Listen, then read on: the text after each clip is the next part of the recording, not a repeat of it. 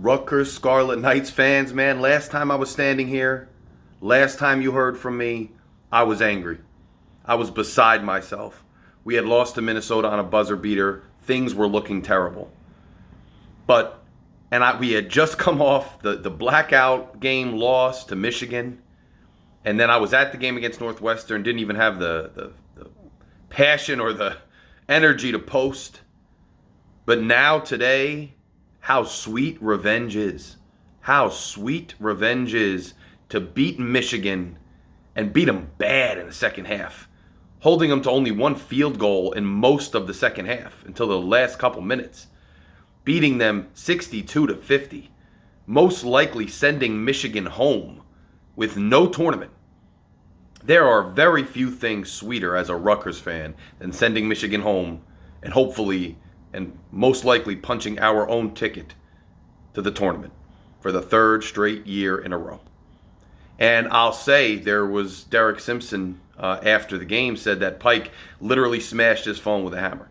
And I don't blame him. He's probably smashing his phone to tell them stay off of it. Probably smashing his phone to say don't look at this jerk, out here talking junk. Don't pay attention to any of it. Don't pay attention to any of the naysayers and just go out there and play your game. But I think what Pike did, because it's not like the naysayers didn't know something was wrong. Things were wrong with the way this team was playing.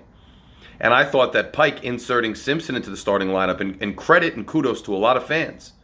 A lot of fans said they'd like to see Simpson in the starting lineup and they'd like to hand the keys to Simpson. And I'll tell you what, Paul being off the ball, Paul being able to use his size on the defensive and offensive end of the court was a help. Paul was reinvigorated today. And Spencer had 18 points, led the team. But Simpson was an integral part, and I think it's time to acknowledge that this is the future.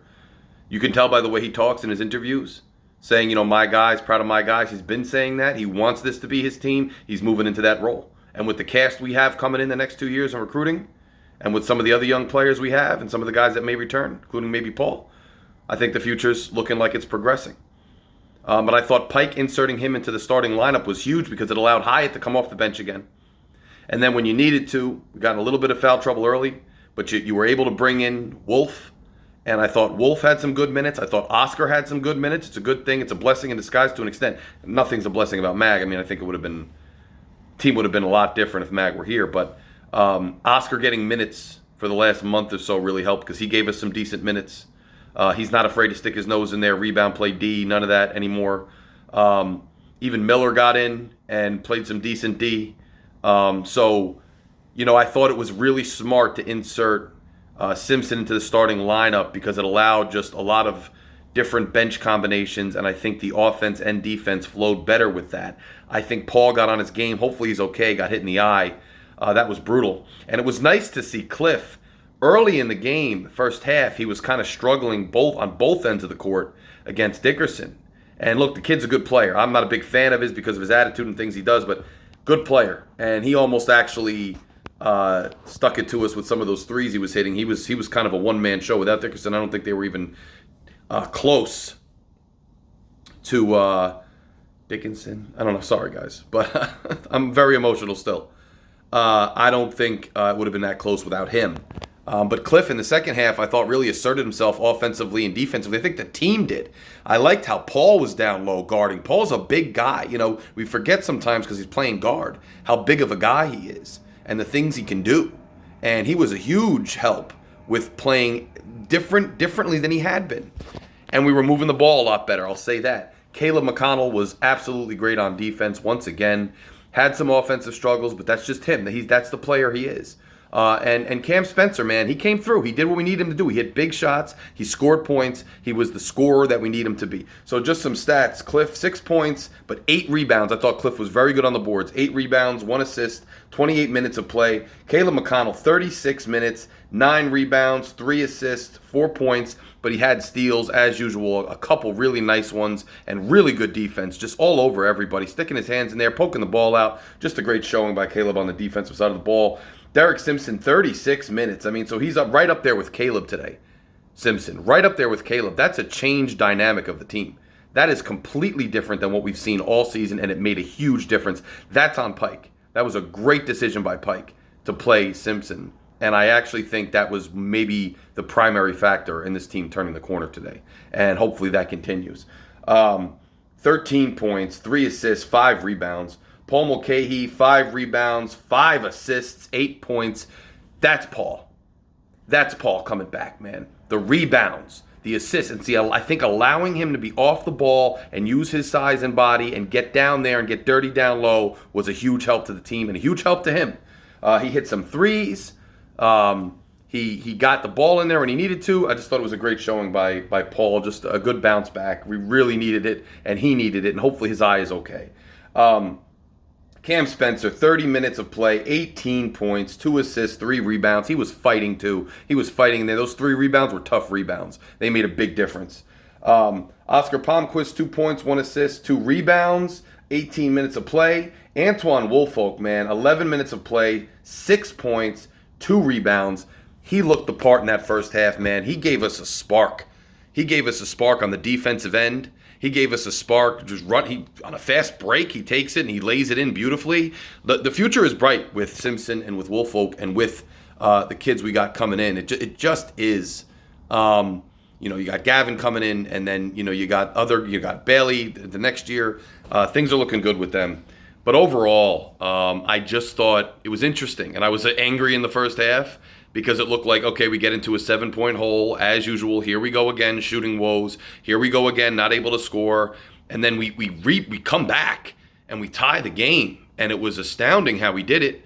And you see, we're playing hard defense, but now we're starting to get some shots to fall. And if we could just keep getting the shots to fall, you had the feeling we could actually pull this thing out. Of course, at the end of the first half, you have that 3-pointer, and it's like, geez, every time, we get in a hole at the end of a half, how's this going to go? And you wondered the first couple back and forths of the second half, no one was hitting anything. We were playing good D, but we weren't scoring yet. And then, we held them to 1 field goal for most of that second half. Our defense was great, but we also started scoring. And the beauty of it was, for once, for the first time in a month, really, we started stacking point after point, well-positioned shot after well-positioned shot, nice ball movement and good look after good look, and we started stringing points together to go along with our stops, and we started to play complementary basketball when it counted the most. As the game was winding down and we were at that under 10-minute mark, every time down the floor, we are getting a good look and we are starting to score, and we are also combining that with stops on the other end. That has not happened with us for a solid month. I think the lineup change was huge. I think when Mag went out, we needed to find a way to restructure and reorient the team and have a different iteration of the team, and we weren't able to actually figure out what that iteration would be until today. And it couldn't have come at a more timely space. So we have Purdue in the 3rd round now. And I think most of us are just happy that we're in. I think we're happy we beat Michigan. I think we're happy we kicked them out, most likely. And I think we're satisfied with that, especially because we're building towards the future with this program. And with Mag being hurt, I think expectations changed a little. But we beat Purdue this year on their home court. This is a neutral game. I expect Purdue to be favored. They're a very good team. We are down Mag now. We are banged up. But hey, we have a game. And any given game in the Big Ten is a possible win. So we have a shot here to progress in the Big Ten tournament. And so let's look forward to that, as well as Selection Sunday. And let's all just enjoy the end of this week and the rest of this week and the rest of this tournament, because now we can just enjoy it no matter what happens. Pretty certain that we have a space at the table for the tournament.